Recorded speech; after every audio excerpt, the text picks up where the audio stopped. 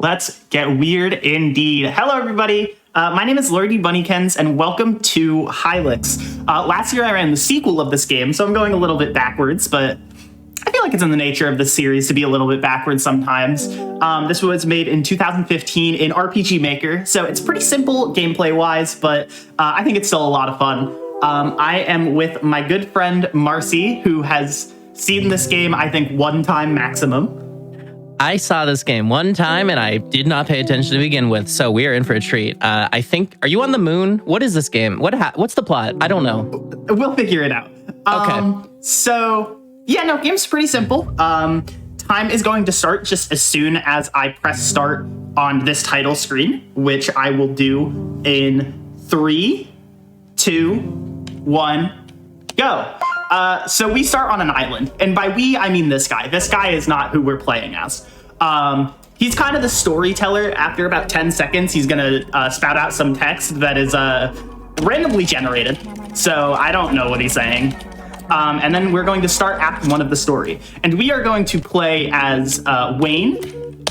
Wayne is bored and wants to beat up the Moon Lord, so it sounds like a plan, right? Immediately, this run is a bit of setup. We technically have access to the first boss of the game near immediately, but if we tried to fight them, let's just say it would go pretty bad. So we're going to spend the first couple minutes here making our way through some overworld pieces to get a few good pieces of gear, maybe a few party members, and then we'll be ready to fight that first boss. So the first thing we do is take this terminal to Marxcie, if you want to guess what this overworld is called, it's just like a weirdly colored overworld alternate dimension that's kind of different. I was going to name this Blue Cotton Candy Land. Kind of not bad. It is called the Recolored World. And I had a lot of synonyms, yep. The big draw of the Recolored World is it's where the first boss is, but the main thing that we also want to do here is get those 4 healing items. So that is a mini... You want to guess that mini boss's name? Squidbert. Not bad. That's the creature. Oh, okay. Yeah, so the creature is actually an optional mini boss we can choose to fight. However, on the screen that boss fight is on, there are also 4 full heal items that we can just take. And we're going to use those later. But the main draw of the Recolored World is kind of to navigate to this part of the map on the far left, because it is the fastest way to this house. And this house has a really good piece of gear in the basement, which I'm going to go sneak into right now. And then also, there's someone living in the house. So we are going to get our first extra party member of the run. This is Samsnosa. If you saw the Frost Vitals 2025 banner, you might have seen her. And we also learned Bubbles by watching TV. And Bubbles is a skill that applies poison, which is really good because it's an RPG Maker game. Of course, poison is broken. We're also going to die here, so have fun with this one. This is terrifying. It's also really weird that she has the name Samsnosa when that's clearly Hornet from Hollow Knight in her debut game. Yeah, you're right. How could we be so blind? Yeah, that's the death animation. Death is actually pretty interesting in this game. Oh, also this place is, I don't know how to read that. For context, the town and mountain here, like the main town and mountain of the game, they are also randomly generated names. So this town is named something else every time you play the game. This is Mount Snadaliltine. Yes, there we go. Perfect. So back on topic. Yeah, when you die in this game, you get sent to the afterlife, and it's a place you can actually upgrade your characters at, and you use it to fast travel. We're not really going to upgrade the characters, but we are going to fast travel. Speaking of characters, we have the Duzmoln here. He was looking for a paper cup when he had an infinite hole of them in his tent. He should have found that. With the Duzmoln in the party, we can get Space Shurikens, which is the strongest combat skill in the run, pretty much. It is if you've ever played a Pokemon game or any RPG, it is a priority attack, which means regardless of speed stat, it will always move first. And here we want to do a death warp, so we're going to encounter this enemy, the Flesh Tash, which sets up a counterattack every couple of turns that we purposefully attack into, so we can do that again. Okay, them being a mustache makes sense. I thought they were a sentient banana peel. Maybe. So now I'm going to grab this TV that has Mystic Meat, which is right next to this green crystal we activated. Mystic Meat is like a status effect shield, so when we set that up against late game bosses, they won't destroy us with poison or whatever fun things they want to apply. And now it's time to go back to the recolored world and actually head to the first boss. So I'm going to ask both of you actually to try and predict the name of this first boss. It is a program that guards a switch that raises a drawbridge. Okay, like we're fighting a software or like is yes. Okay, I believe. So evil software. I'm guessing Fido. Fido. I'm gonna name it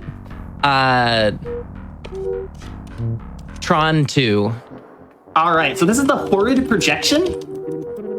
Oh, I love that name. And I got the first letter right. You did. So this fight went perfectly. Wayne has a signature skill that no other character has called Hypno Sigils. It affects every enemy, and on every enemy, it has a 70% chance to make them fall asleep. So I got the perfect fight there. Both of the enemies fell asleep, and I was able to make use of that because when you attack an enemy that's asleep in this game, they wake up. And when the enemy wakes up, they don't get an action that turn. So I put them to sleep at the start of the fight after using Space Shurikens. So I attack before they fall asleep. And then when I wake them up, I get 2 full turns of attacks without them being able to hit me back at all. And that lets me win the fight on 1 HP, which lets me death warp as soon as I finish the fight. So that was pretty good. I put a save in front of that fight because it could have gone horribly wrong, but thankfully it didn't. Thankfully also, if you're running this game, you might think, oh, if these fights are this luck-based, it's annoying to get PB attempts. Resetting in this game is really fast. So thankfully, like, even my PB doesn't have every boss first try, because that's just like, you have to get pretty lucky for that, but it's not hard to just like run a fight again, thankfully.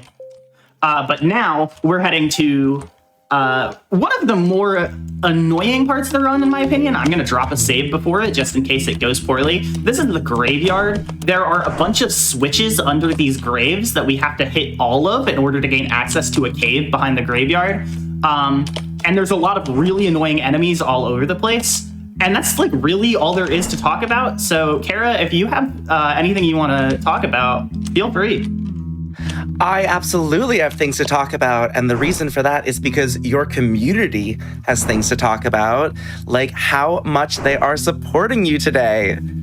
We've got the Flying Marlin, who sends in a $20 donation, and they say, thrilled to see Hylics make its grand return to the GDQ channel. I hope everyone else is enjoying the vibe and the absurdity of this game as much as I am. Let's go, Laurie. Thank you, Marlin.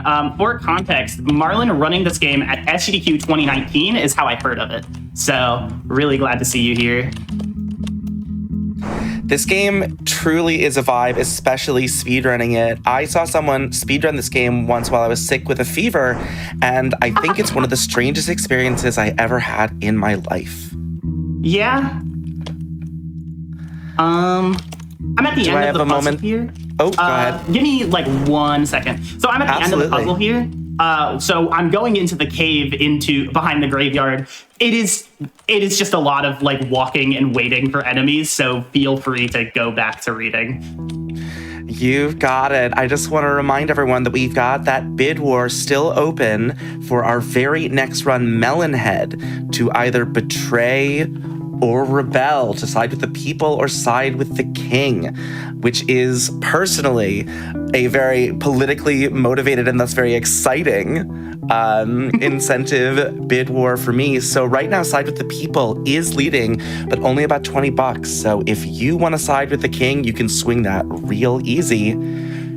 all you would need is, say, a $25 donation like the one we just got from Muriel. No comment, but thank you, Muriel, so much. Okay, I gotta ask real quick. Why are we walking on paths that look like the player character here? Don't worry about it. All right. The second game expands on Wayne a lot more, but I think the implication is that Wayne is not the only Wayne. Oh. Yeah, it's like a Wayne family. I don't know what to call it. But I have a funny story here, by the way. Remember at the start of the game when we went through one of these cutscenes and it said Act 1 at the end? Yes, that was like the first 5 seconds or something, it feels like, I think. Yeah. So you know what comes after that, right? Is it going to be, let me take a guess, like Act 4 or Act 3? Oh, Act 3!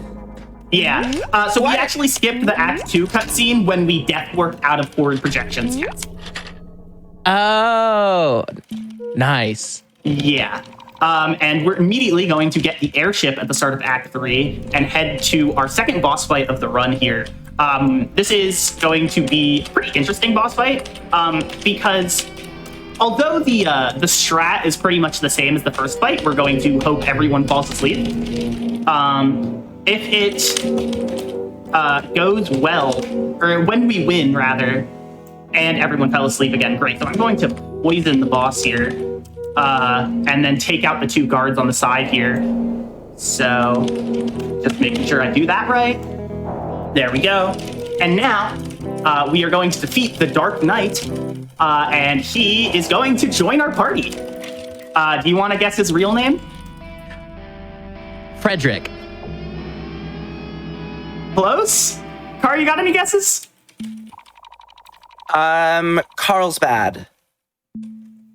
Close Like a again. cavern. It's Pongorma. Oh, That was on the tip of my tongue. How foolish of me. Yeah. They look just like a Pongorma. Yeah. And here we're going to do a little bit of equipment before the next boss. So the next boss, if y'all want to guess its name, is a man with claws. Clawman. Clawbert. 2 pretty good guesses. So I'm going to drop a save just in case this goes wrong. And this is Clawman. Dang. Yes! So the strat here is we're going to see Mystic Meat for the first time, the status shield I mentioned. And then we have bubbles used by Somsnosa. This is actually a very important decision. The thing is that this boss, the most damage they can do in 1 turn is 100. So I lost the fight. No worries, that's why I made a save. The most damage they can do in a turn is 100, and Somsnosa has 105 health. So that way we always get the bubbles out, which is the poison, because that is like the most important part of the fight. Pongorma also has a pretty good damage skill called the Partial Destruction. So that allows him to be a pretty valuable member of the party just because of his ability to do like massive amounts of damage at once. There we go.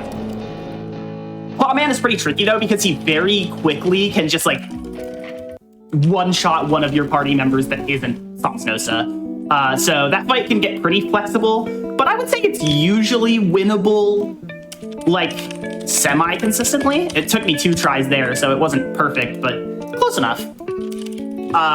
From Clawman's Tower, though, we can get $250,000. There's money in this world? Always a nice Yes. perk. Yeah, all you have to do is defeat Clawman. Maybe if Clawman is in real life, you have a mission now. Although maybe do it with kindness. So now we are going to be gearing up to enter the final area of the game here. I'm going to do a lot of shopping for high defense items so I can survive the final boss's attacks. And then I have to make my way to the final boss. So this is a great long point for any donations or announcements. You've got it. We have got so many donations coming in, and each one is getting us closer to that $59,000 mark. And chat, in case you might not be aware, we are currently working towards that milestone of $70,000. If we can get that by the end of the day, we are going to add a bonus run of Sonic X Shadow Generations All Stages by Metroid Prime. And if you have ever seen a run of that game, it is not to be missed. So every donation you send in gets us a little bit closer. And remember, when you head over to gdq.gg/donate, before you send in your donation, you can also assign it to one of our many bid wars. So that gets you a bid war. That gets you milestone progress. That gets you money for the National Women's Law Center. Folks, I love a bargain. You love a bargain. We all love a deal. And this is a deal, again, not to be missed. Yeah, shout out to the National Women's Law Center. So we're on the moon now. We made it.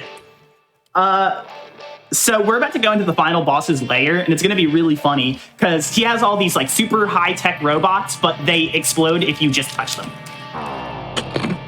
So we're going to do a pretty fun romp through this castle. If you have like one more donation, you have time. I would love to. We've got a donation of $5 from Eden Soul, who says, Allez les fast and fab. Of course, go fast and fabulous, one of our wonderful French donators. Shout out to our French restreamers and our French runners. And shout out to French Fatales. Mm-hmm. I'm so sorry to all the other language restreamers who don't know what's happening in this game. I don't either. But it's time for the final boss now. If you guys want to guess what this guy is named, you can. Is this the Moon Lord? He looks like an orange. It is. Sorry, there we go.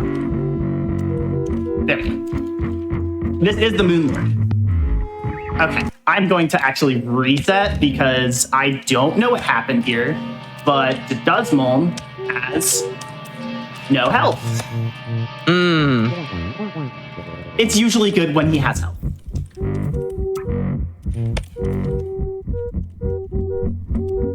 Yeah, everybody's health is like tripled from the last time I looked. Where did we get a bunch of level ups from cruising through this level here, or? No. When I went back to the town, I got the berry shields.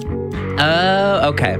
Yeah. So the strategy here is that Gibby, this is the Moon Lord, has these 2 sentries to his sides, and so we poison the one on the right as well as Gibby himself, while we work on taking down the left one.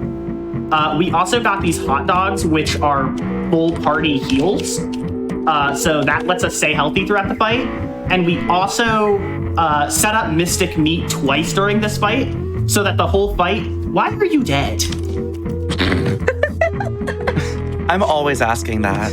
Oh my gosh.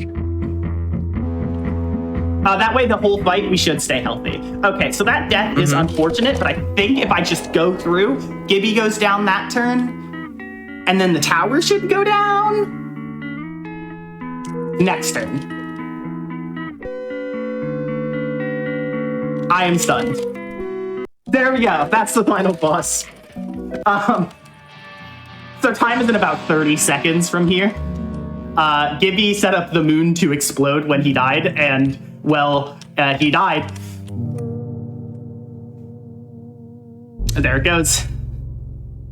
But goodbye, Moon. Goodbye. Thankfully, we made it off in time. So we're going to have a small cutscene with Wayne reflecting on his journey. And then I'm going to get to the end screen where I can move around and flip a lever, and time is going to end when I'm not allowed to flip this lever anymore. And that's time. So that was Hylics. That was a pretty good run. You got to see this game go really well and really poorly all at once. So that's just the definitive experience right there. I had a lot of fun, though. This game is a lot of fun. I've always loved RPG runs, even ones like this that are a lot more like routing than tech, just because I like seeing numbers.